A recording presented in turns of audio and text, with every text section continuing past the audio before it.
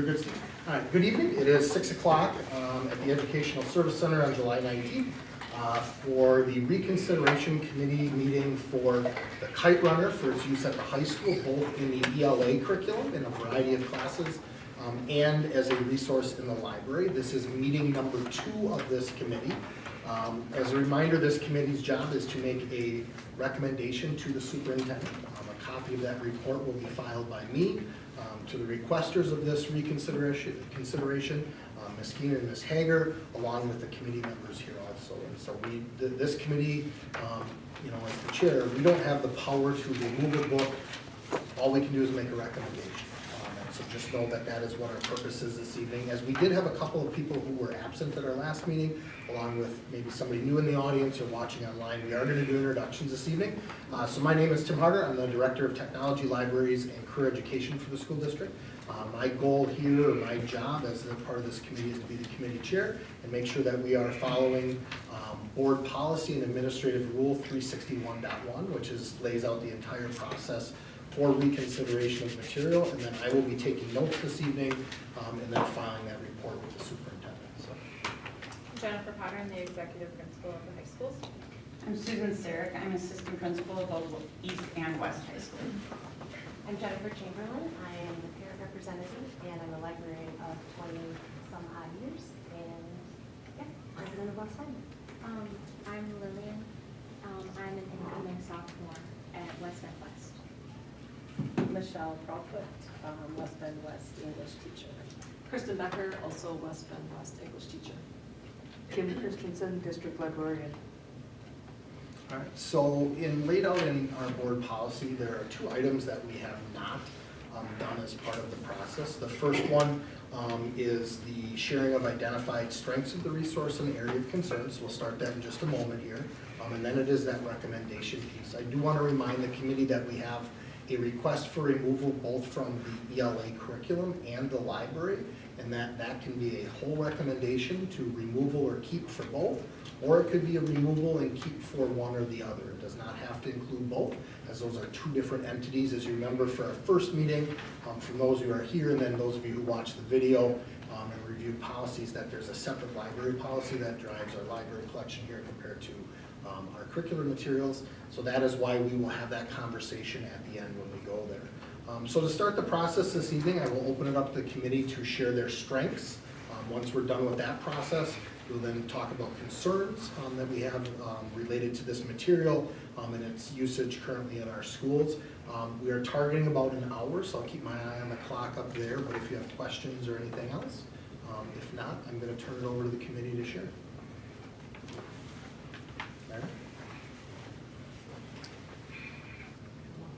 Okay, I'll let her share. All right. So as I went through, I had read The Kite Runner years ago and then reread it. I just finished it this morning. But as I was looking back, and I spent a lot of time though looking through the statements and the reviews and the documents and everything, and there were some things that kind of stood up to me. One of the things that was stated in the reconsideration statement was that there are these vile, perverted scenes that are not appropriate for every student's maturity level. And I would agree that there are things in here that are not suitable for every student's maturity level. But that key word was every, and not every student, yes, necessarily is prepared or able to handle some of the content of this book. But that's not true for every student, because there are students that we have that absolutely can and would embrace the opportunity to read this book and to try to understand the material in here. And so to say that because some students aren't mature enough, that nobody should have the chance to read it, I really would struggle with that. And another statement in here said that the main character is weak and he is not to be admired. And I found it an interesting statement because Amir in the book, he is weak, often, especially through the first portion of the story. And what to me is interesting about the novel is that it's told from a first-person perspective, but it's an adult narrator looking back on his experiences. And so at different points in the story, he's able to look back and realize that in that moment, he's making a choice that in the moment he's blind to, or he doesn't realize the repercussions, or he doesn't know how this moment is going to impact future events. But because hindsight, you know, the cliche that hindsight's 20/20, well, he can look back and he can realize these things about himself. And I think so much of us as humans is we don't realize in the moment necessarily the decisions that we make. And maybe we make poor decisions, and we make the wrong decision, or we don't have courage. He talks a lot about having a lack of courage and being a coward. And there are situations where absolutely, I would say yes, he is cowardly. But I don't think that defines him to be a weak character who's not to be admired, because as the story progresses, he wants to atone. And he wants to make up for what he had done to Hassan, and he wants to find ways to make that right. And the thing is, there is no magical way to make that right. I mean, he abandoned his best friend slash brother in his time of need. He basically forced him out. I mean, he did these things as a 12-year-old boy. As a 12-year-old boy who made poor choices. But as an adult, he's able to look back and I think try to find a way to make that right. And even by the end, this isn't some super uplifting story where everything is all magically fixed, but there is hope when you get to the end of the story, that there will be healing and that things can start to change and that history doesn't have to continue to repeat itself. But I think to kind of condemn this character and say that he isn't somebody that we should read about, I mean, this is a part of a unit called like the hero's journey, and that journey aspect seems incredibly relevant here because it is Amir's journey throughout this entire process. And so that's something I just thought was interesting or worthwhile, or something to think about. Can I piggyback off of that? So just to kind of talk about that too, that piece, talking about the hope and all of that. So one of the scenes that I wanted to bring up, I know we're supposed to talk about positives and I promise I'm going to get to that, but the scene, the sexual assault scene, where Amir witnesses Hassan being sexually assaulted by Asif, who, just to shed a little light on that scene, I know this book was also called a dangerous book, and in my opinion, I would agree, it's only dangerous if you don't read the whole book. That's how I would see it being dangerous. If you don't read the whole thing, then yeah, for sure.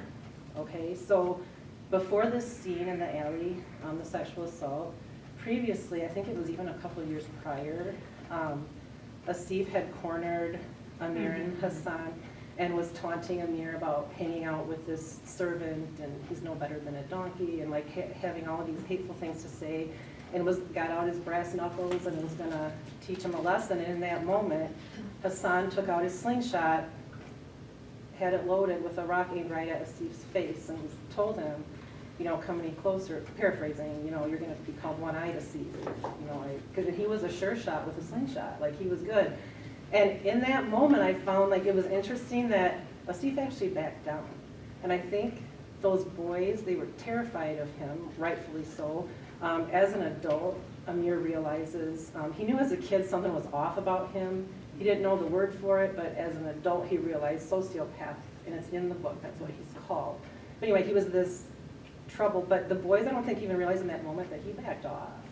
Like, he didn't continue even, you know, with that threat. But anyway, he did say at the end of that scene, you know, this isn't over, this isn't over, kind of thing, okay? So now fast forward a couple of years to this scene. So this is the retaliation scene, I would say. Yes, it's a sexual assault. I would argue that it's not explicit. I know that that was a way to describe it, but to be explicit, we would have had to have had an actual, like, play-by-play exactly every single thing that happened, and we don't have that. We still have to make an inference on that. And if a person is just reading the words on the page, just those words, there's still interpretation that needs to happen in that scene. So I don't agree that it's explicit.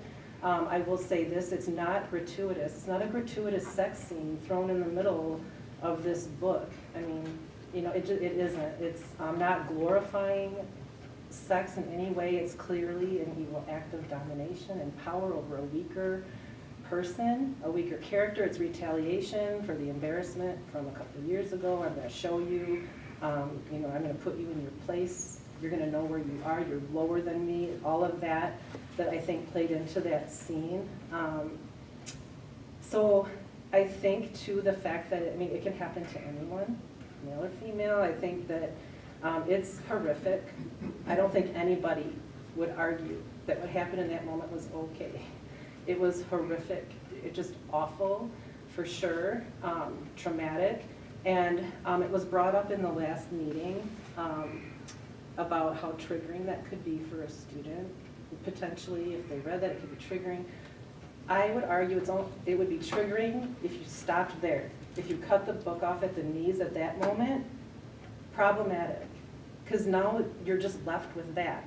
You have to keep reading the book to get to the end, because what we learn as the story goes on, both of our characters, that was traumatizing for both boys. Both of them recovered from the trauma. Hassan actually ended up married, had a child, he had a nice life. I mean, he wasn't wealthy by any means, but he had a good life. Amir ended up, he and his father, of course, they emigrated to the United States.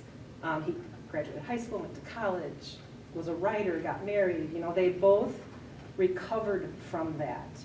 Was it an easy road? No. No one's saying that it was just a quick, oh, I'm all better now. Like, it's not like that. But I think, to Kristen's point about hope at the end of the book, if you don't keep going and you just read that piece and you don't see, or if a student is triggered by that and they can't see later that hope and that recovery, I think that's where it's dangerous, if you don't keep going. So that was kind of my take on that. I think conversations about the abuse of power could be very important around this scene. Mistreating a marginalized person. Asif kept making it clear that Hassan was lower than him, less than him, you're just a donkey. When you do that, what's happening now, we've got a stereotype, we have dehumanization, we have objectification, and then bam, we can just hurt you. Like, you are not even human now. It's very easy then to go after someone like that and keep them down, because, and I think a conversation could come around that, out of that situation. And I think that, to Kristen's point also, we have many students in our building that could handle that conversation. Last time, there were some assumptions made about a lot of our students that I felt were a bit unfair. Our students were, I felt, like, grossly underestimated last time in their abilities, their discernment. They're not going to read this scene and think it's okay to go do this. In fact, I think it's the opposite. The opposite. There's no way they're going to read that and think this is okay. I don't know where that perception of our students is coming from, but I had a little trouble with that. I think there are students that could definitely handle a conversation like this.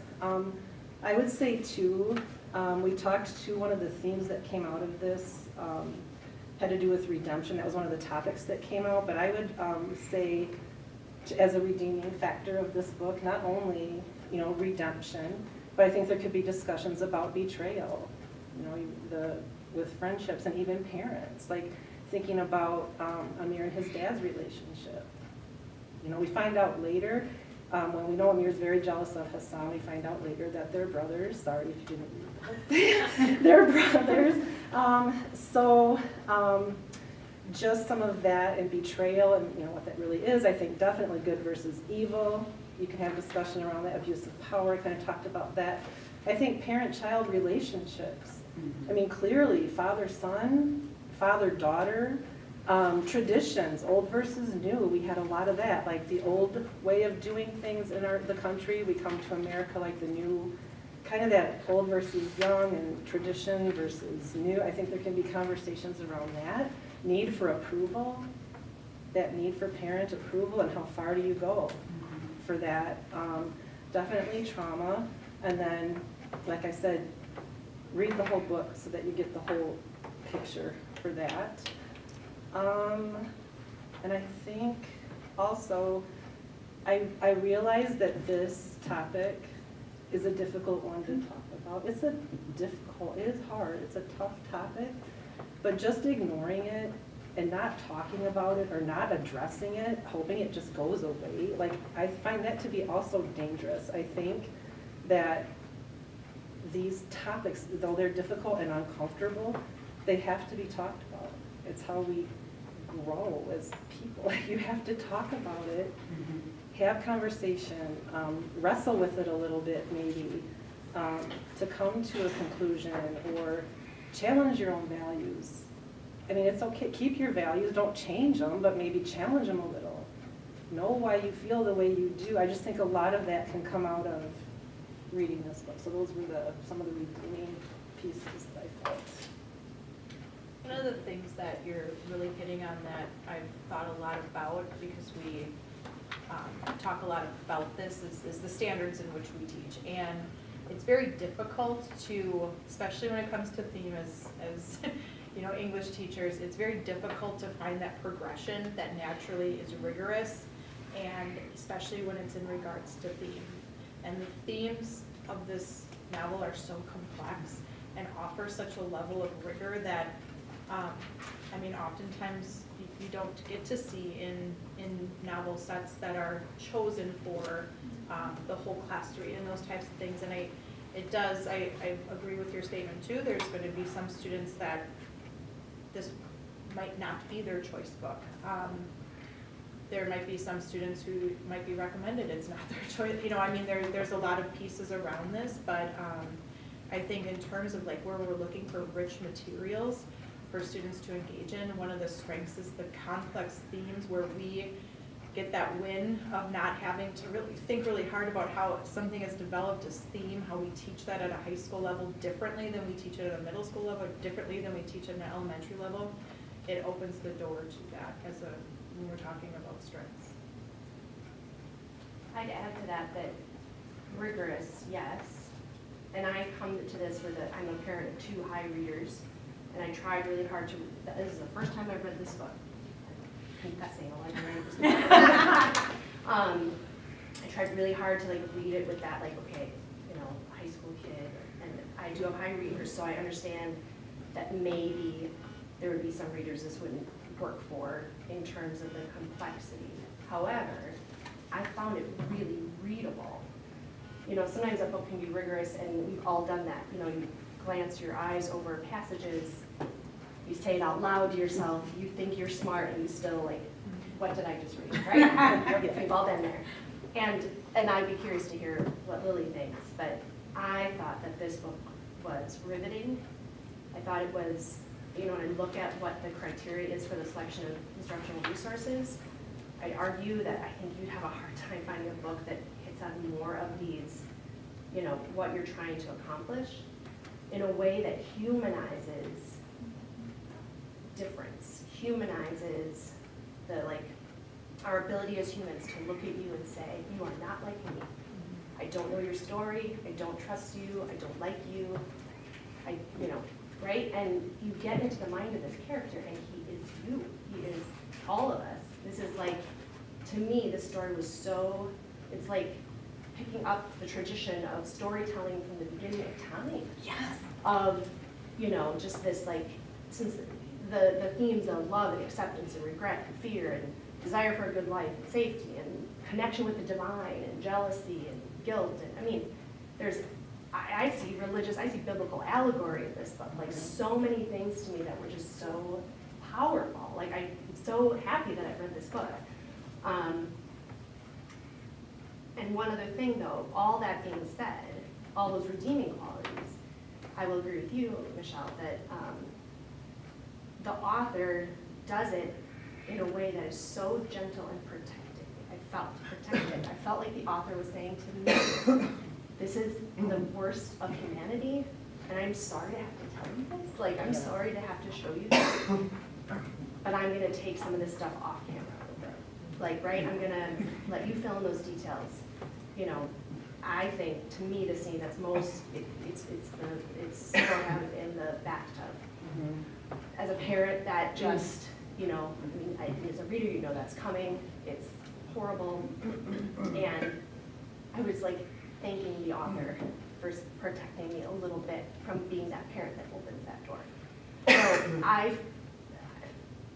I just think books are a way that we can deal with the void. We can deal with the dark stuff that is around us, that we see on the news, that we see in the papers, that we see everywhere, or that we don't even really understand. And it just, I don't know, I just found it really, really powerful. And I feel like I have a better awareness of a whole chapter of history that I lived through and watched and didn't really comprehend. So that's kind of, I feel like I'm preaching a little bit here, but I found it, I think it really hits the mark of what you're looking for when I look at what this, you know, criteria is.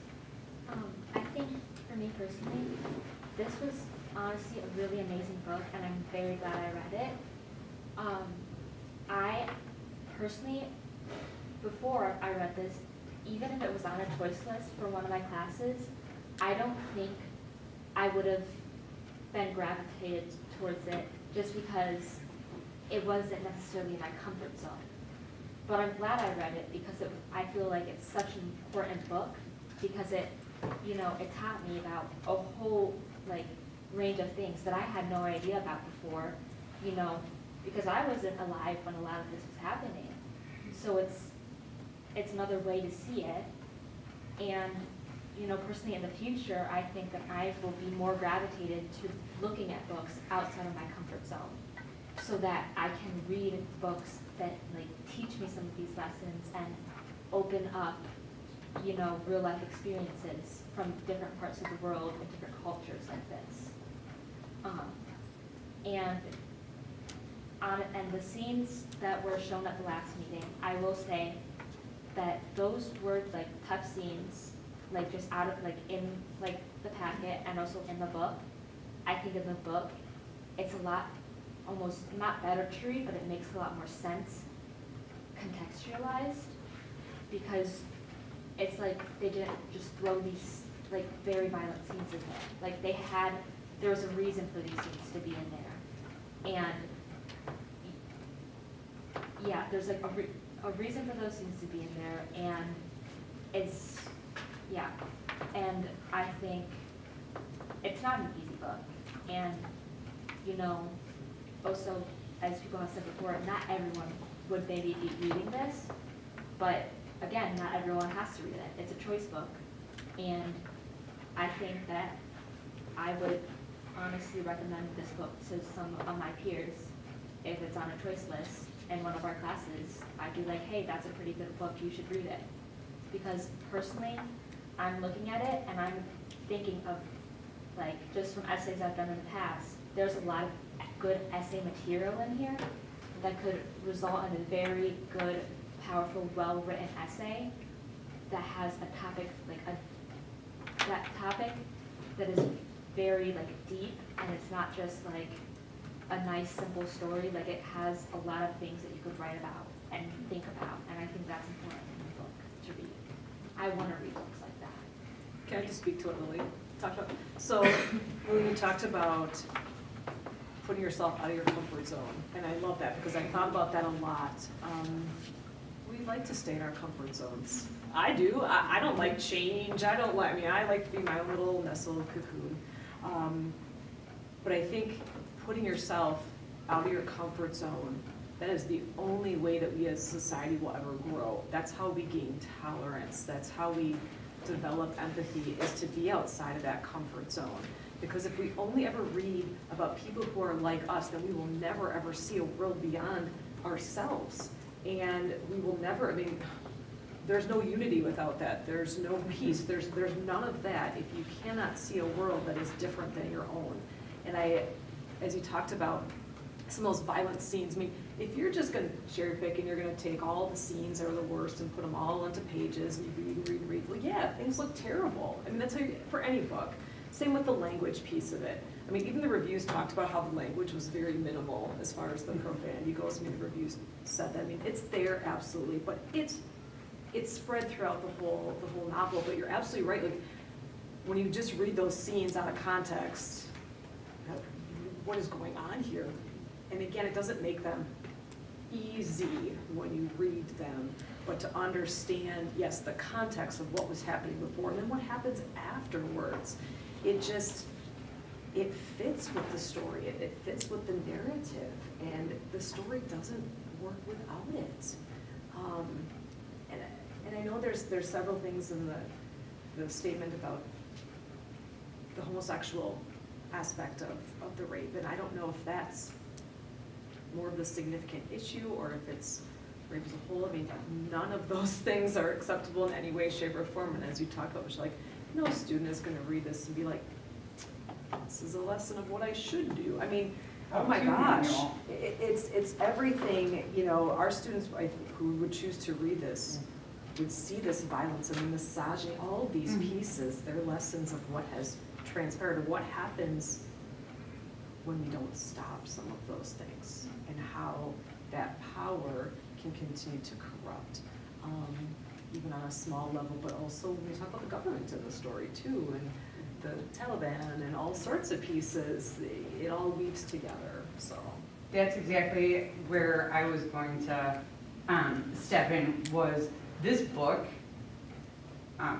is incredible when talking about the entire timeline of events from his childhood when Afghanistan was a peaceful country. It was like every child in the United States growing up, and just, they felt safe. They went to market, flew kites, everything. I mean, childhood, and then the impact of war. It just changed everything that they knew. The war was a huge, just crossroads. That was the huge impact. So I'm thinking, how many history classes that we go through, starting freshman year, just to learn about, and not just history, but social studies, global studies, and then U.S. government and law, and then U.S. history, and then we have so many electives that talk about war and the impact, and just as a timeline, events, this happened on these dates. Reading this book personalized it, and it was like, oh my gosh, they were completely wealthy in a very peaceful, loving country, and then all of a sudden a coup happened and like a takeover, and they were displaced and had to move, and just complete change of life and the horrible impact of war. If students have that narrative from this book, they understand that all the wars that they're learning about, that's life. They get to understand it from a personal point of view, from, even though it's a narrative, then it becomes real. They can actually understand what happens to children across the country who are going through that. And so I absolutely love that, and how it ties into social studies and language arts as well. I did have a concern about the complaint where it says the book focuses on the Muslim culture, including misogyny. I looked at that and I was like, no, that's not the focus of the book. Him being Muslim was just part of him. It had nothing to do with the book. And I think it's really important that the conversations take place on being Muslim, and I fear that a misunderstanding in the complaint on the focus of the book really is an unfair statement on Muslim culture, because it says the book focuses on the Muslim culture, including misogyny and Sharia law. That sounds like every Muslim practices that, and I want to make it clear that, number one, the focus of the book is not Muslim religion, and why it's so important to really have culture infused into conversations in book clubs. Can I add something to that? Do you mind? I wanna Go for stop it. your way of thinking, but I did find it really interesting that the book has the character grappling with his faith in a way that, you know, like, so, you know, it uncovered biases that I have, right? So I guess I thought I was gonna read a book about, it was surprising to me that Baba, right? Yeah. Isn't that what it is? Yeah. I was like, Baba. He isn't religious, right? That he's like an intellectual and he's sort of pushing back on that. For some reason that surprised me, and then I was mad at myself that it surprised me. As if, again, I want to like homogenize an entire, you know, huge world religion. I also loved his conversion, or his, not his conversion, his arc of, you know, he's taking a towel or a sheet at the hospital as a prayer rug. Yeah. He's, you know, he's practically like wrenching in this like grief and coming back to his God, which again was a very human, how, you know, every faith tradition can have that, right? It was a story of grace to me. So I think the religion, I'm not trying to contradict you, but I think it is a very important part of the book. But I found it taught me, yes, the nuances of, I thought it did a good job of actually showing us that, like in any religion, Christian religion, you know, and the Jewish religion, all sorts of world religions have lots of history that they are maybe not so proud of, right? Things done in a, you know, crusades or other things that are done in sort of a religious, like, under the banner of a religious kind of dictate, but are just humans sinning and making bad choices. And Islam is no different, right? So religious extremism in any form is not desired, or it's not humans at our best. So I thought that came through to me. No, I love it. So anyway, It wasn't, go ahead. no, it was great. It was great. But it really, you know, I agree with you. It really does add to his, just how he grew and how he was always just against, it was a part of him, but, you know, how he went. He didn't need it. He was a selfish kid. He was a Well, rich, spoiled kid, yeah, right? He didn't exactly. need But it. when it came Yeah. to something serious in his life, that's where, Right. that was his foundation. But what I was kind of like, the focus of the book topic isn't the Muslim religion. It helps you get to know the characters. And really talks about, you know, the dad wasn't religious. Hassan was, and his father, they were. And then how he quickly became incredibly religious, but definitely not about Sharia law.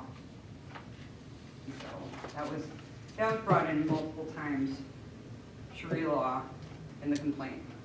And that was a small part of the book. Other strengths from the committee, just watching the clock, so we have time to do the concerns and everything else. Other strengths I that, just had like a, not specific, you know, scenes or anything, but just overall, I feel like author's craft, I think that piece, I would say is definitely a positive, a strength of this book. I think the use of setting, I think the imagery, the dialect and language, symbolism, allegory, I mean, there's just a lot in there that I think students could definitely delve into and talk about for many different reasons, whether it's character development or theme or anything along those lines. I just thought the craft itself, I think the book is well written. It's got a mix of, you know, complex and simple sentences. It's got, you know, beautiful word choices. So I think that the craft itself, so if a student wanted to read something that I believe is truly well written, I mean, there's some books out there that are, you know, they're good books and they're maybe important books, but the writing isn't great. So I would say that this book, though, I think the writing is excellent. It's a really good example for a student of some really good writing. And in the Common Sense Media .org, the reviews that were included here, they were really positive as I went through and read them. And yeah, I think they were realistic about there is going to be violence, or one says like not for the overly sensitive, but it's a must read. And really kind of the conclusion it came to about what parents need to know, I would say it's very accurate. At the end, it says it's a beautiful, moving novel that deals with complex issues about religion, prejudice, forgiveness, the nature of goodness.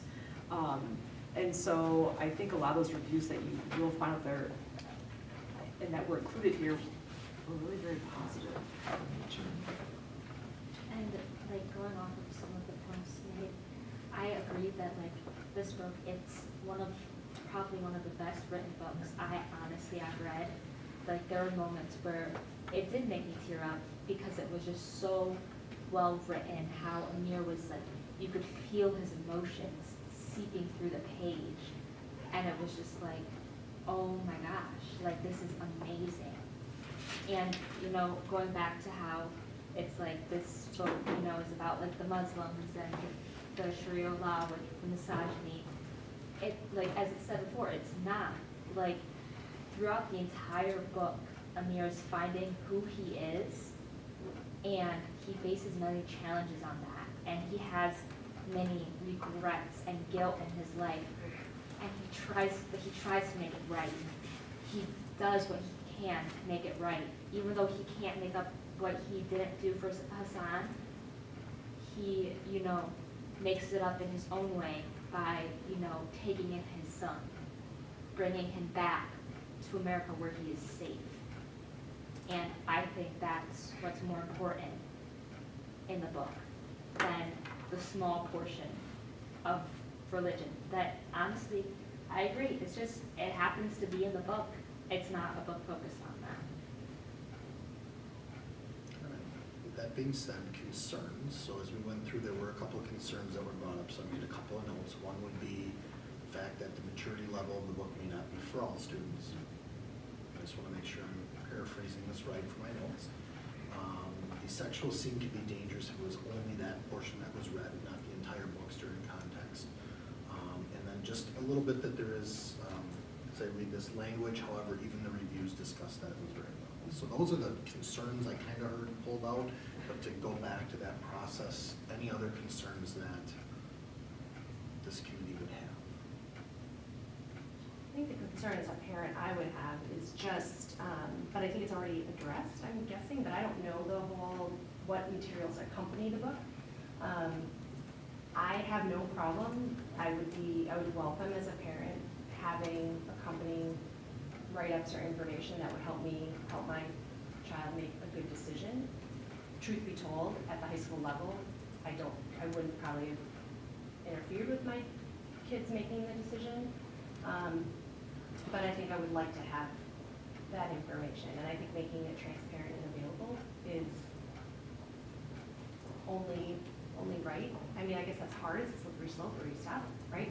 They're in a class about World War II, are we gonna have content warnings on every class? I understand that it can be a lot to deal with, but I think if it's a choice book where you're having students somehow, in a good way, be owners of their learning, then I think making sure that they have all those things, because let's be honest, you probably know this better than anyone, Kim, how young people choose books, right? It's how long is it? Is the cover cool? Was it made into a movie? I mean, right, they probably use criteria that maybe isn't necessarily all about what am I gonna learn from this. So if there's a way to give them materials that help them make a more sophisticated, appropriate choice, I as a parent will welcome. But I also feel that it is my job as a parent to parent my child, right? You're not my child's parent, so, you know, I would like to retain that choice, and that would be helpful to me. Other concerns the committee would like added to? Can I have a clarification? So, Michelle, you had said that the scene. Mhm. Dangerous if you don't read the whole book, and I agree with that. I'm wondering if dangerous is the right term, because I think like in the wording that kind of brought that forth, I guess and I wanted clarification just for myself. Dangerous was being used in terms of like, could this be replicated? Would this be? No, I think my thought process on that is because the point was brought up last time that it could be a triggering scene for a student, and it could be. It could be. I think though it's maybe problematic. Is that bad? I don't know. If the student doesn't read the whole book to get to, because if a student stops there, only hears that passage, and it's left right there, they don't get the rest of the story. It doesn't end there With that misunderstanding. with that Like, horrible on point. scene. Yeah. That I guess my whole point in it all really is just taking things out of context. It's a problem. And so for that particular scene, I know it's hard. I know it's difficult. It's horrible. Like it's a tough scene to talk about. But I think if a person keeps reading, it doesn't minimize, I'm not saying that either. It doesn't minimize what happened. I'm not downplaying what happened to Hassan in that moment. But I think if the rest of it, if we don't keep, like if somebody doesn't keep going to see the recovery from that it's possible, I think that's just an important point to keep going. Like, you can't just pluck things out of context, and that's not okay, like either, especially a scene like this. To not give the rest of the story, I think it's misleading, and it's not really fair. Like, I just think it needs to be, the rest of that story needs to be told. You can't just leave it. And I think I want a clarification on that, because, and you repeated it then, and I was thinking, I wonder, again, taking even that out of context to the Yeah. conversation, so maybe misleading. Maybe. It's more misleading if you don't read the whole book to just read that. To just piece rather read than that dangerous, piece. because dangerous could imply that Yeah. it would be Yeah. repeated actions, or somebody might learn Yeah, something that's and use not it as a what I meant weapon. at all. You're more talking in the triggering. In the triggering piece, and if they don't see that, that a person can recover from that, that's where I could see that being a problem. Anything else from the committee? Otherwise, we'll move on to the last item tonight. All right. The last item on the agenda is to make a recommendation to the superintendent based upon the request to reconsider. So this request asks for us to reconsider and a suggestion of removal from both the ELA curriculum and the library as a resource. So just as a reminder, like we talked about at the beginning, they don't have to be the same responses to either of those two. They can be, or they cannot be. That's up to the committee's choice at that point in time. So I will open it up to the committee on recommendations as we go forward, and then we'll go through everybody who wants to speak this evening. I can start again if you like. First, as a book choice, and some of this will be a little redundant from the last meeting, but as a book choice in English 3, I believe it should stay on the list as a choice book.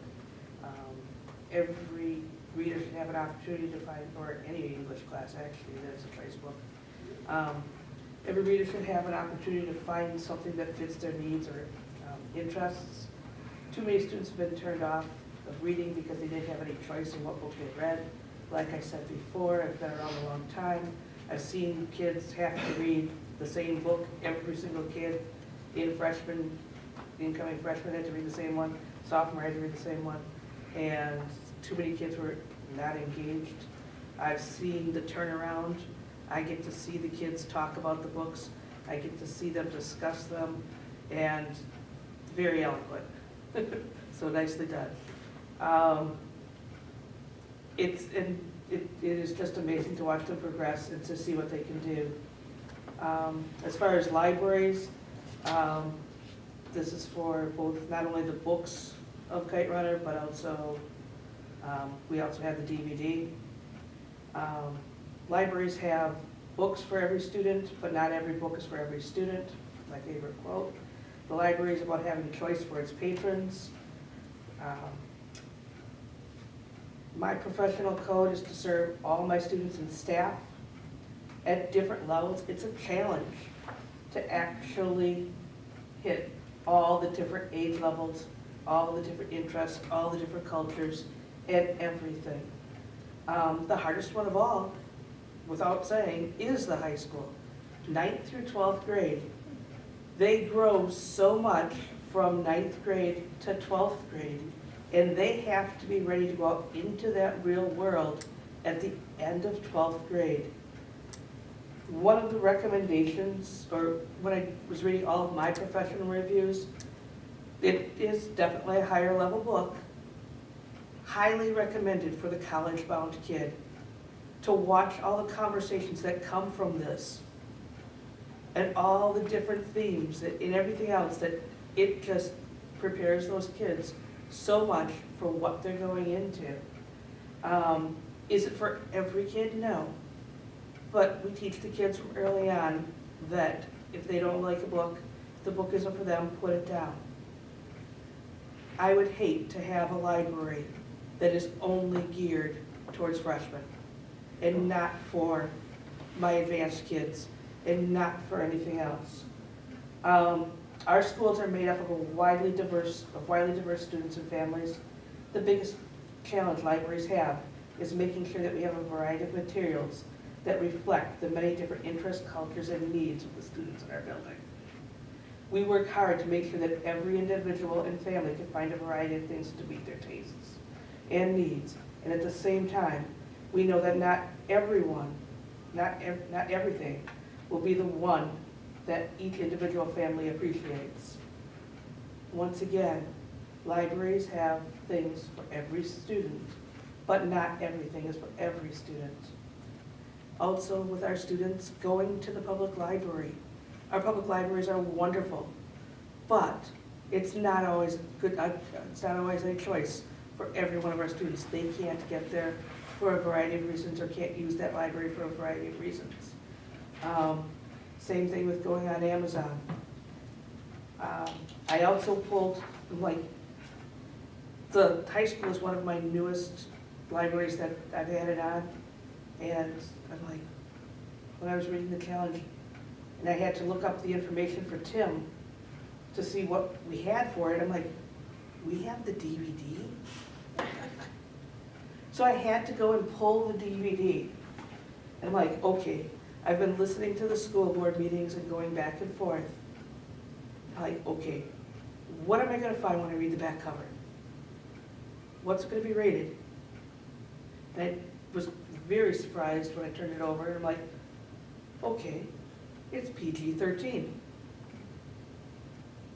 Okay?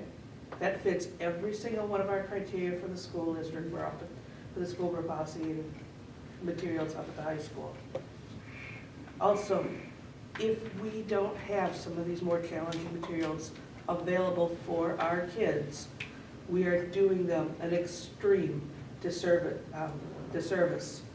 If you watch the school board meeting, just this very last one, we had kids going to nationals for civics and speaking and talking about really tough topics. We had kids going and earning awards for public speaking and doing all of these different types of things. And all of the forensics, all of the different clubs that we have, all work towards all of this. And this is all part of it, and having something for every kid. So I'm in favor of keeping everything in every place. I'm also in favor of keeping everything in all the places. I know one of the comments that you were just talking about is having, not every book is for every kid, but having a book for every student. But one of the comments that had been made in the initial concern was that it's a strange book selection for the conservative Washington County, where residents are known for their traditional values. Not every family, child, individual falls into what is deemed traditional values, and what does that even mean? And so I think the idea of, yes, having something for everybody at different levels, learning about different cultures, learning about experiences, developing empathy, developing tolerance for other individuals and cultures that are unlike our own, I 100% support that. I support it as well, keeping it in the library, keeping it as a book choice, keeping all the materials that we have. Just kind of piggybacking off of what Kim said about having some more challenging reading. Some of our kids need that. We need to have something for everyone. If thinking isn't challenged in some way, we don't grow. Education is about challenging thinking and coming up with our own ideas and critical thinking, and so we need to have these higher level materials. I'm for keeping them all. I'm also for keeping everything in all the places. I think it's a great book to read that should stay as a choice. I think it's an important book to read, and it's just like an amazing, well-written book to read. To me, traditional values don't get more traditional than choice, democracy, love, acceptance, respect, growth, getting to make mistakes, getting to have redemption and grace. So for me, I see no reason to pull this book off of a choice list. That's what's really crucial to me. This is a choice list. This is not required reading. And I would definitely keep it in mind.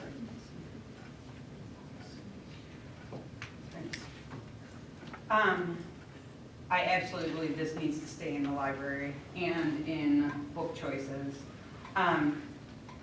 Number one, it is on the AP list. So especially for English Lit, they talk about how many different, and English Lit is a choice class taken at the high school. It's a college level class at the high school. And to get a passing score on the AP test, you have to read many, many books outside the regular curriculum. And so the Kite Runner is actually a high frequency book. So it has been brought up on the AP exam multiple times. So even having that background knowledge of reading the exam helps our students be successful in gaining those college credits and you know, scoring 3, 4, or 5 on an AP exam. That's just for our college-bound students.